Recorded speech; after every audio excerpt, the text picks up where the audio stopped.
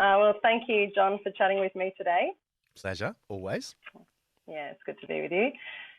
John, you are a regular member at St Andrews. You're with us often, but you're coming back to preach a 3-week sermon series which starts on February the 27th. hmm The series is based on the book 7 Reasons to Reconsider Christianity, which of course is written by your bestie, Ben Yep. Shaw. Yep. What's at the heart of the book that you're really trying to capture for us? It's a really straight shooting book. Um, it's got some lovely aesthetics and intellect, but in the end, it's just saying, look, here's Christianity. It's fabulous. Become a Christian. Mm, And so I want to try and replicate that.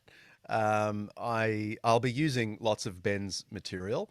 He would be delighted at the thought of me pinching some of his best material. After all, he's pinched some of my material over the years too. So I'm going to return the favor and bring some of his beautiful insights in my own way, obviously, to explain 7 reasons to reconsider the Christian faith. And some of them are emotional, some are psychological, some are social, but some are intellectual, the mm, evidence.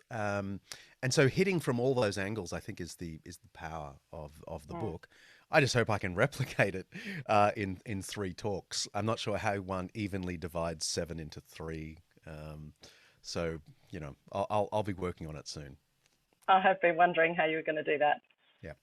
John, chapter 1, the heading of that chapter is Because It's Worth Thinking Through What Life is Really All About.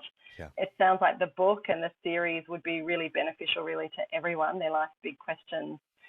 Who should we be thinking about asking to this series?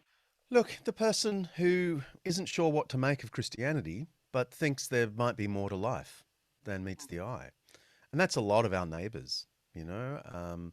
They may not have expressed like a commitment to know about Jesus Christ, Mm, but a lot of their questions about life, some of the puzzles that they find themselves contemplating, some of the worries that they've experienced, so many of us have experienced these last few years, mm, I think provide a great opportunity to say to people, hey, will you come and think about, that old Christian faith thing?